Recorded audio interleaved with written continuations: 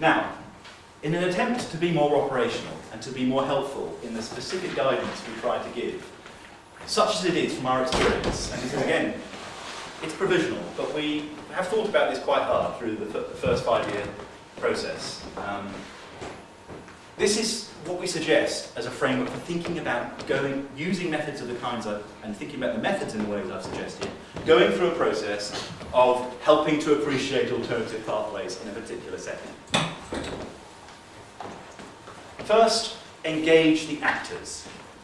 What that actually means will vary, but without it, without some sort of engagement with salient actors, there'll be big questions asked about whether you're actually doing something that's consistent with what we're here calling STEPS methodology. Explore the framings, and again, what constitutes the salient framings will again be something that needs to be justified, and there'll be different reasons, and it's plural. Characterize within that how these different framings address the dynamics of the natural and social systems involved. So that time dimension, not just looking at a static picture, how are things, but how are people thinking about the implications of the unfolding over time. And then within that, so what this is getting at is the pathways, these emergent, self-reinforcing relations between the natural and social phenomena that constitute pathways. And then within that, revealing the actor's own agency. The actors are a lens through which these things can be appreciated, but they also have strategies themselves. So what we try to do is identify in each case, these we call them stages, and you might call these to be quite instrumental tasks. Because quite a lot of people find it helpful to at least kick back on very specific guidance as to what we mean. Now, we're not envisaging that every one of these tasks gets done in every stage, but these are heuristics to help people think about how they're using different methods in ways that fit together. So review relevant histories, analyse networks, snowball interest. When you're looking at actors, you have an idea yourself of who the salient actors are. Let that snowball as to who they think each other are. Have some element of triangulation in that process. Prioritise the most marginal. Really ask, amongst these actors who have snowballed themselves, have they all snowballed themselves in such a way as to exclude the folk who are of greatest concern in terms of being more vulnerable, more marginal? The basic visions, imaginations that might actually prove an entry point to different pathways, be alert for hidden plurality, and seek critical feedback. As researchers, in some way, give your respondents, give those with whom you're interacting the chance, whether they be the scientists whose knowledge you're interrogating or the local communities, give some kind of chance for critical attention to the kinds of conclusions you're drawing, and this happens at each stage. So the stages then, we think they're quite distinct, but they're not sort of a clunk set of steps that one goes through. They're mutually co-constituting. It's a heuristic sequence that you go through these four. But in practice it'll be iterative. One will find oneself moving around. The tasks are all relevant in principle, but they don't have to all be done. But you need to have some kind of reasoning for why a particular initiative is focusing on some tasks, not others. They can be addressed in different ways, and we'll come in a moment now to the methods and join that in with it. And broadening out and opening up must in some way consider, if not address, all these stages and tasks. Some kind of account must be had of why it is something has been neglected or emphasised. So the exploring the framings then, again, looking at histories, actors' own histories is a very important entry point to understanding these things. Their notions of the systems, the foci that they have, then the narratives, the sustainability values. This goes back to the stuff Melissa emphasised at the beginning, our usage of the word sustainability, to really bring it forward, that capital S. We're talking not about sustaining any old thing, not about the just routine discourse as it's often lazily adopted in high-level governance discourse. We're talking about a body, an explicitly normative framework coming out of Brundtland and before her, a lot of thinking going back to the 70s, around human well-being, social equity, environmental integrity. Those things, of course, are interpreted in vastly different ways, in different settings, by different perspectives, so that doesn't close it down.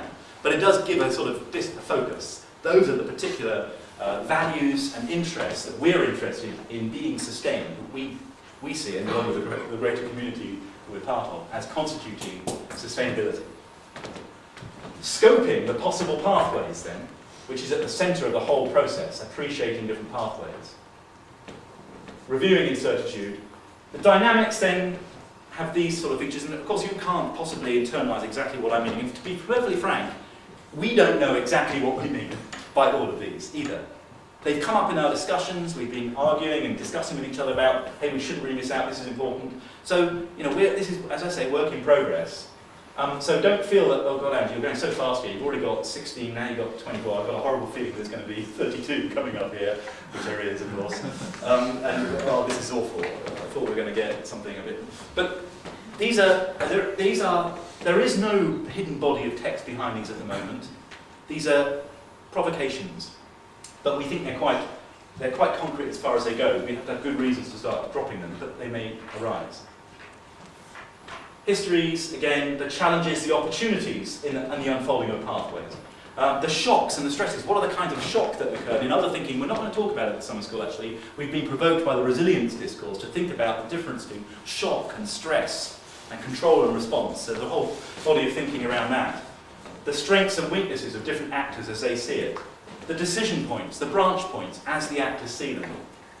The winners and losers. So this is, and the power, the roles of power and the way that plays out within that. And then finally, looking at political actions within, so we're forming, we've got the actors, we've got their framings, we're then looking at the dynamics, how these processes, natural and social, unfold over time in the view of the different framings, and then we're looking at how agency can be played out within those. Again, history is very important. Triangulate who are the key protagonists as seen from different quarters, the different forms of agency that can be applied, the different kinds of interventions. So, it's complicated, it's difficult. The types of phenomena, it goes back to the beginning, that we're looking at are systems and their context, different scales. People from geography love to translate immediately. Whenever some sort of plurality is heard, it gets translated into scales and levels. Yes, that's important, but it's not what we're talking about entirely. There are different scales, different levels, that's part of it, but it can't be translated into that because within a particular scale, a particular level, these things will be crucial to unpick. Actors and networks, values and interests, frames and narratives, causes, effects, knowledges, incertitude, etc., structure, agency, all these types of phenomena are under scrutiny in some way. But in order to keep our sanity, we've got this sort of heuristic process for letting the actors and their knowledges lead us in. So now then, this will be the last sort of part of this very high concept account. And we're going to really unpick what this means in practice in the following session. What this is really meant in the context of real research that STEPS has done or is currently undertaking, so we've got a pretty clear idea of what we're going to do and why. Or what has been done by others as well in the case of Michael's work. We've got these very different phenomena. I want to go back to, actually, I'm going to go to this slide. Go back to this point I made earlier. Under any given view, there's a kind of focus of attention amongst these very disparate phenomena. And that focus takes place within a broader scope. And then the different phenomena link together. Okay? So, in order to constitute the pathways, as seen from different perspectives. So you have focus, you have scope, you have a linking. That's a way of thinking about how these different methods might help us interrogate alternative pathways. So you have scoping, the breadth of the context. You have methods that are good at situating yourself in the big picture. More inductive appreciation of the bigger picture, broader descriptive accounts, some sort of underpinning for why it is a particular focus is in a particular place. Methods that help you to describe the setting, starting with the big picture, seeing the wood for the trees, being better roughly accurate than precisely wrong. Those kinds of functions to methods, positioning, appreciating the key heterogeneities there are there. So there's a role for that scoping. that I tried to show in the earlier diagram. There's a role for focusing in, being more deductive according to a particular framework. It could be qualitative or quantitative, positive or constructivist in some ways. Being more targeted, being more serious, making commitments to particular disciplinary rigour and following that through and applying it in a systematic way. Focusing in on a particular phenomenon with particular frameworks to do so and reasons for that. The devil's in the detail, having thick rather than thin accounts of the central phenomena we're interested in that process of eliciting pathways I mentioned before. And then the linking, seeing how these link together. Seeing how the particular foci of attention and approaches relate to that bigger picture. The types of perspectives under which certain things come to the fore or not. The types of settings in which that happens. So that linking, the conditionality, this is the plural and conditional approach that we've talked about, for instance, in relation to science advice, that one can give the political process a number of different interpretations that are equally valid, each under its own conditions. If you adopt what the vets are saying on this, then you would conclude this about BSE. If you adopt what the epidemiologists are saying, you would draw this very different conclusion. We're not an expert committee about who's best, vets or epidemiologists. And we'll hear all our thoughts about the relative merits of each. But you give these plural and conditional appreciations, that's linking the different focus of attention and its conditions and settings. So things like beauty and truth are in the eyes of the beholder. It takes all, sorry about these are rather cheesy, I think some colleagues are a bit embarrassed by me putting these in. It takes all sorts to make a world, Woodstock. Agree on reasons for disagreement, but I'm trying to just convey at a different level the kinds of normativities, if you like, behind these. So, I've already pointed out how this relates, the scope, the focus, the linking, in the different knowledges that we're interrogating. So the final slide then, and this is really the work in progress. There are different styles of method. This is highly imperfect. We're not committed to these different styles. And anyway, putting things in these boxes is really, really problematic because for the reasons I gave earlier, the devil's in the detail, the methods themselves are practiced in vastly different ways. So it's arguable this could be doing more harm than good by trying to order it this way. But the point is, we're just trying to give an impression, and it doesn't matter, our structuring of the methods isn't a rigid, it doesn't depend that we have to position the methods absolutely correctly in this to get the right answer. It's a way of just giving an impression of the different types of methods, different dimensions of inquiry that are relevant. So you have, positive style, you have resilience analysis, the Resilience Alliance, of course, all sorts of practices, post-normal science of Jerry Rabbett, Silvio Fundowitz, precautionary appraisal that has been developed by a group around the European Environment Agency, monitoring, surveillance practices in natural science, we'll hear about some implications of that, I think especially this afternoon. Uncertainty, hazard analysis, asking questions about hazards, not risks. So you have some very positive sorts of methods. Plural and conditional science advice, which is something I've worked on in a government setting. So,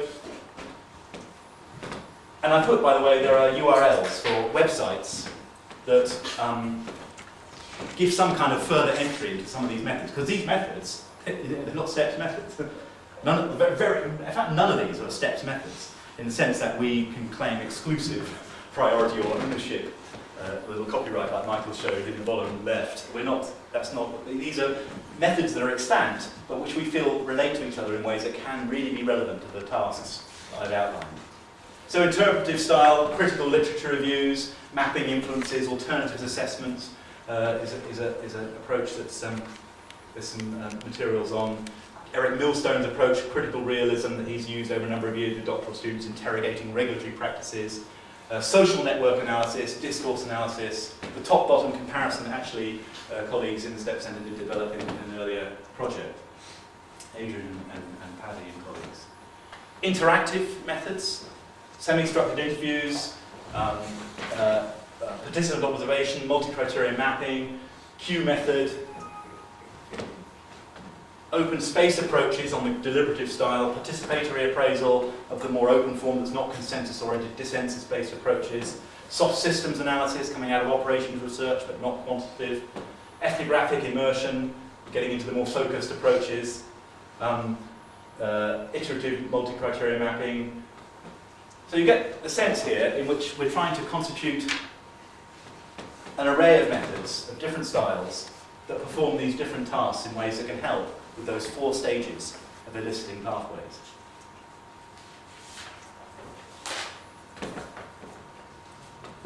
Quantitative methods, sensitivity analysis, just asking questions about how the answer depends on the assumption, can be very disruptive in that Trojan horse fashion, even if you've got a cost-benefit analysis. Say, what happens if you change the discount rate? There'll always be a discount rate in the cost-benefit analysis. And it's a pretty safe bet. If you change that discount rate, you'll get a different answer. And yet there's no rigorous basis for choosing one discount rate over another. It's an example as a heuristic if you want to destabilize an account of that